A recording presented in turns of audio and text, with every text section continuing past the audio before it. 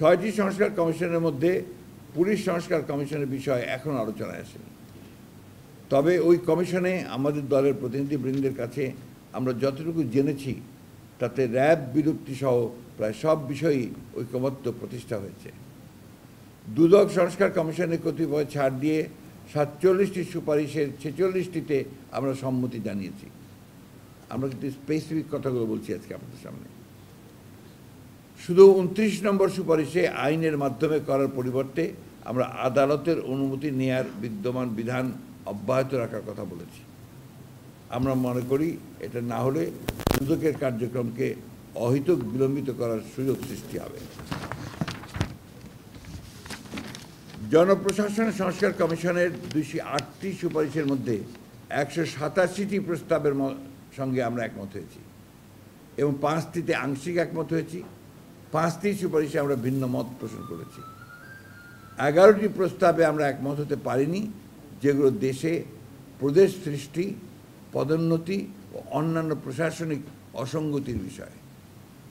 উল্লেখযোগ্য যে পদোন্নতির বিষয়ে আপিল বিভাগের রায় কার্যকর রয়েছে।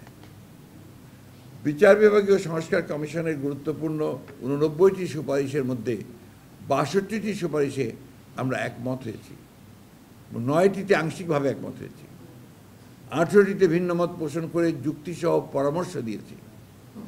উল্লেখযোগ্য যে বিচার বিভাগের স্বাধীনতা বিষয়ক সকল প্রস্তাবে আমরা একমত হয়েছি।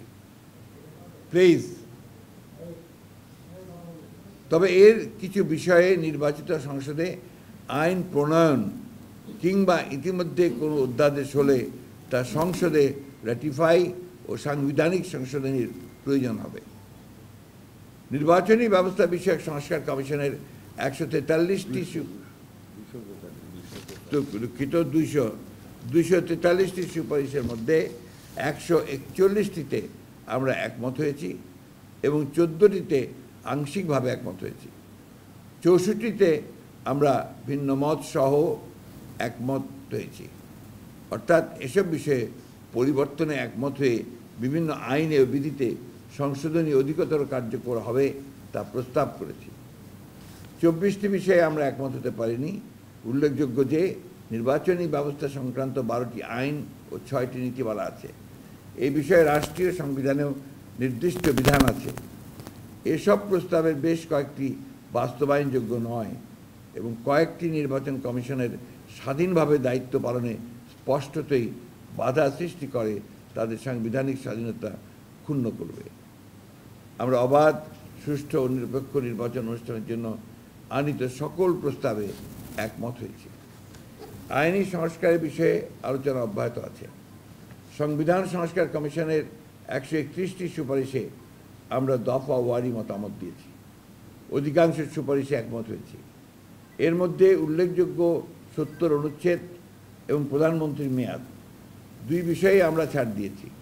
বিশেষ করে প্রধানমন্ত্রীর মেয়াদ নির্দিষ্ট করে দেওয়ার বিধান বিশ্বের কোথাও না থাকার পরেও ঐকমত্য প্রতিষ্ঠার স্বার্থে আমরা সম্মত হয়েছি। প্রধান বিচারপতি নিয়োগের বিষয়েও আমরা আমাদের প্রস্তাব থেকে সরে এসে একমত হয়েছি। জাতীয় সংসদে সংসদীয় স্থায়ী কমিটির সভাপতির পদ বিরোধী দলকে দেওয়ার ক্ষেত্রে সবচেয়ে গুরুত্বপূর্ণ 4টি সহ আসন সংখ্যার অনুপাতে সভাপতির পদ দিতেও আমরা সম্মত হয়েছি। রাষ্ট্রপতির ক্ষমতা সংক্রান্ত আর্টিকেল 49 পরিবর্তনে আমরা সম্মত হওয়ায় ঐকমত্য প্রতিষ্ঠা হয়েছে। এছাড়া তত্ত্বাবধায়ক সরকার ব্যবস্থা পুনঃপ্রবর্তন, ন্যায়পাল আইন যুগোপযোগী করা, জাতীয় সংসদের নির্বাচনী এলাকার সীমানা বিন্যাসে সংস্কার আনার জন্য সংবিধানের সংশ্লিষ্ট অনুচ্ছেদ সংশোধন ও আইনের মাধ্যমে বিশেষায়িত কমিটি গঠনেও আমরা একমত হয়েছি। বিভাগীয় পর্যায়ে হাইকোর্টের স্থায়ী বেঞ্চ প্রতিষ্ঠার ব্যাপারে সম্মত হয়ে আমরা তা বিচার বিভাগের সাথে আলোচনার মাধ্যমে বাস্তবায়নে পরামর্শ দিয়েছি। কারণ ইতিপূর্বে 1988 সালে এমন উদ্যোগকে উচ্চ আদালত বাতিল করে দিয়েছিল। এমন বহু সংস্কার প্রস্তাবে শুধুই ঐকমত্য প্রতিষ্ঠার স্বার্থে আমরা একমত হয়েছি, যেগুলি বাস্তবায়ন অত্যন্ত দুরূহ এবং উদ্দেশ্য যে উদ্দেশ্যে এসব প্রস্তাব তা অর্জনের সাফল্য প্রশ্ন সাপেক্ষ। রাষ্ট্র পরিচালনার এবং সংসদীয় কার্যক্রম দীর্ঘ অভিজ্ঞতার আলোকে আমরা যুক্তিগ্রাহ্য মতামত দিয়ে আমাদের দায়িত্ব পালন করেছি। প্রিয় বন্ধুগণ, ঐকমত্য কমিশনের আলোচনা অব্যাহত আছে।